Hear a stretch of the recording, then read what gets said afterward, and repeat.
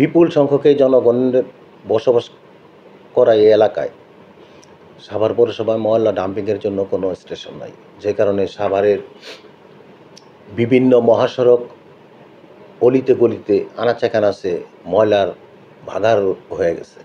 এটা সাভারবাসীর জন্য একটা দুঃখজনক ঘটনা। আমি চাই গভর্নমেন্ট অতি তাড়াতাড়ি এই সাভার পৌরসভার জন্য একটি ডাম্পিং স্টেশন তৈরি করে দিক। আধুনিক ডাম্পিং স্টেশনগুলোতে আপনার ময়লা ডাম্পিং করা যায়, পাশাপাশি বিদ্যুৎ উৎপাদন করা যায়, জৈব সার উৎপাদন করা যায়। এমন একটা ডাম্পিং স্টেশন করা হোক যাতে ময়লার সমস্যাটা সমাধান হয়, পাশাপাশি যাতে এখান থেকে সাভারের মানুষ বিদ্যুৎ এবং সারের ব্যাপারে উপকৃত হতে পারে। দেশে এখানে তো মনে করেন রাত্রে ময়লা ফেলায়, আমরা যতক্ষণ থাকি দিনের বেলা তখন তো ময়লা ফেলায় না, কারণ তারা ফেলাইতেও পারে না। আর এখানে যে মসজিদে মানুষগুলো নামাজ পড়ে, এই নামাজ পড়াতে মানুষের সমস্যা হয়, এই গন্ধগুলো যায়, এই মানুষের সমস্যা। এখন মনে করেন আপনাকে আর আমি কি বলবো, এখন আমরাও গন্ধর জন্য থাকতে পারি না, একটা ভালো ভদ্র লোক আসলেও বসতে পারে না। হ্যাঁ, মূলত পাশেই একটা সাভার আধুনিক মসজিদ দেখা যাচ্ছে, মডেল মসজিদ, যেখানে প্রতিনিয়ত হাজার হাজার লোক নামাজ পড়তে আসেন, প্রতিনিয়তভাবে যায়। কিন্তু পাশে দেখা যাচ্ছে এখানে আমি প্রায় দীর্ঘ 1 বছর যাবত এখানে বসবাস করি এবং দেখতে পাচ্ছি যে এখানে প্রচুর পরিমাণে ময়লা আবর্জনার স্তূপ পড়ে রয়েছে, যার জন্য আমাদের সাধারণ মানুষের চলাফেরার জন্য অনেক কষ্ট হয়। বিশেষ করে দুর্গন্ধের কারণে এখান থেকে হাঁটতেই অনেকই কষ্ট হয়। সেক্ষেত্রে আমি বলবো যারা এই কর্তৃপক্ষ রয়েছে, সাভার কর্তৃপক্ষ রয়েছে, মিউনিসিপ্যাল কর্তৃপক্ষ রয়েছে, তাদেরকে বলবো, আন্তরিকভাবে রিকোয়েস্ট করবো যাতে এই ময়লাটা আশেপাশে কোনো একটা নির্দিষ্ট স্থানে যেখানে রাখলে আমাদের সাধারণ মানুষের, কিংবা বিদেশ থেকে দেখা যায় অনেক নাগরিক এখানে ঘুরতে আসেন, তারা যদি এরকম খারাপ একটা পরিস্থিতি দিয়ে যায় তাদের বাংলাদেশের জন্য একটা রিপুটেশনের একটা ব্যাপার স্যাপার চলে আসে।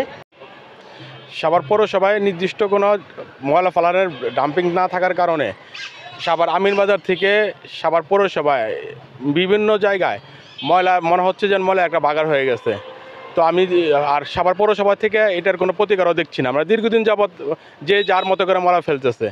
তো আমি আশা করব সাভার পৌরসভার কর্তৃপক্ষ, উপজেলা কর্তৃপক্ষ দৃষ্টি আকর্ষণ করছি, তারা যেন এই ব্যাপারে পদক্ষেপ নেয়। এবং সাভার, যেহেতু সাভারের সামনে একটা স্মৃতিসৌধ, জাতীয় একটা ইস্যু, এখানে বিদেশিরা আসা যাওয়া করে এবং তাদের চোখ ওই জিনিসটা খুব খারাপ লাগে। তো চাই আমি আশা করব তারা এই ব্যাপারে পদক্ষেপ নেবে। এখানে তো ময়লা আমি অনেকদিন যাবত এখান দিয়ে যাতায়াত করি, দেখতেছি এই যে প্রচুর ময়লা রাতে ফেলে, এগুলো সকালে অনেক ময়লা দেখা যায় এখানে আসলে তো এটা না ফেলা উচিত। যেহেতু এই জায়গাতে অনেক মানুষ চলাচল করে, এই পাশে সাথে ওভারব্রিজ আছে, এখানে অনেক লোকজনের সমাবেশ। এখানে সমস্যাই হচ্ছে, যেমন আমরা রাস্তা দিয়ে হেঁটে গেলে অনেক দুর্গন্ধের জন্য আমরা হাঁটতে পারতেছি না। তারপর আবার এটা পরিবেশের জন্য ক্ষতি হচ্ছে, অনেক অসুস্থ হচ্ছে অনেক মানুষ, অনেক নানা ধরনের ক্ষতি হচ্ছে কারণে। আমাদের রকমের মানুষের চলাফেরা, এজন্য মসজিদের যারা মুসল্লি আছে তাদের অনেক সাফার করতে হয়। এজন্য সাভারের যারা কর্তৃপক্ষ আছে তাদের উচিত এইগুলার একটা সুষ্ঠু ব্যবস্থা নেওয়া। ঢাকা সিটি কর্পোরেশনের ময়লা আমাদের সাভারে ফেলাচ্ছে, তো আমাদের নিজের ময়লাই আমরা ফেলতে পারতেছি না কোথাও। তো এটা আসলে পৌরসভার একটা গাফলতি যাহাকে বলে।